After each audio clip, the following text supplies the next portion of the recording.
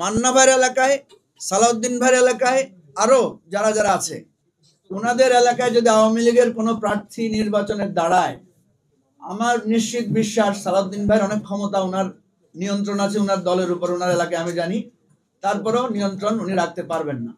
আওয়ামী লীগ জাতীয় পার্টি প্রশ্নে আমরা দেখছি যে আমাদের মধ্যে কারো কারো দ্বিমত আছে, এবং আমরা যদি বলি যে আওয়ামী লীগ জাতীয় পার্টি ইলেকশনে পার্টিসিপেট করতে পারবে না কারণ তারা আমাদের ভোটাধিকার ছিল, তারা আমাদের নির্বাচন ব্যবস্থা করেছে, এখন আমরা যদি তাদেরকে বলি যে তারা ইলেকশনের বাইরে থাকবে, কিন্তু তাদের ভোটাররা তো ইলেকশনের বাইরে থাকতে পারবে না, এটার কোনো যুক্তি নাই। বাট আমরা যদি বলি দল হিসেবে তারা ইলেকশনে থাকবে, এটা তো আমরা একমত হতে পারবো না আমার ধারণা, কারণ ফিল্ডে আওয়ামী লীগকে গ্রহণ করার মতো পরিস্থিতি নাই। মান্না ভাইয়ের এলাকায়, সালাউদ্দিন ভাইয়ের এলাকায় আরো যারা যারা আছে, ওনাদের এলাকায় যদি আওয়ামী লীগের কোনো প্রার্থী নির্বাচনে দাঁড়ায়, আমার নিশ্চিত বিশ্বাস সালাউদ্দিন ভাইয়ের অনেক ক্ষমতা, ওনার নিয়ন্ত্রণ আছে ওনার দলের উপর, ওনার এলাকায় আমি জানি, তারপরেও নিয়ন্ত্রণ উনি রাখতে পারবেন না।